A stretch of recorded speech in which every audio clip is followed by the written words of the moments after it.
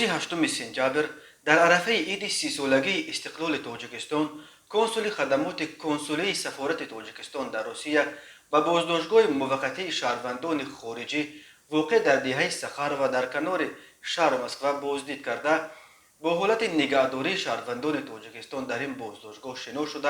همچنین با 31 مهاجر تاجیکی که در اینجا نگاه داشته می شوند توفه های عیدانه تقدیم کرد. در این باره حامی حقوق مهاجران محمد صابرов با نشر 5 عکس در فیسبوک خبر داد. بنا به اطلاع او کارمندان سفارت با شهروندان بازداشت گردیده جمهوری تاجیکستان ملاقات انجام داده به سوال و درخواست‌های آنها پاسخ‌های مشخص و مصلحت‌های حقوقی دادند. به شهروندان دایر به طلبات قانون‌های عمل کننده روسیه در سمت مهاجرت اطلاع پیشکش گردیده جهت در آینده تکرار نشدن قانون ویرانکنی‌ها وابسته به بود و باش در قلمرو روسیه توصیه‌ها داده شد. در هفته واخری معلوم گردید که عین حال در بازداشتگاه 31 شهروند تاجیکستان قرار دارند که از آنها به 29 نفرشان از جانب نمایندگی دیپلماتی شهادتنامه بازگشت به جمهوری تاجیکستان به طور رایگان تهیه گردید. برای 2 شهروند دیگر که حجت‌های تصدیق کننده شخصیت نداشتند درخواست به مقامات دخلدار جمهوری تاجیکستان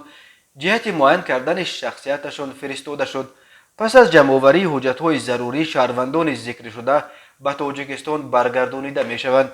ضمن بازدید به شهروندان تاجیکستان یک مقدار مواد غذا، لباس و دیگر محصولات مورد نیاز نیز تقدیم کرده شد. سفارت میگوید کارها در سمت شناسایی با شرایط بازداشتگاه، حجتگذاری و بهر هرچی زودتر به تاجیکستان فرستادن شهروندان موقتا بازداشت گردیده در تمام شهر و ولایت‌های فدراسیای روسیه منتظم انجام داده می شود.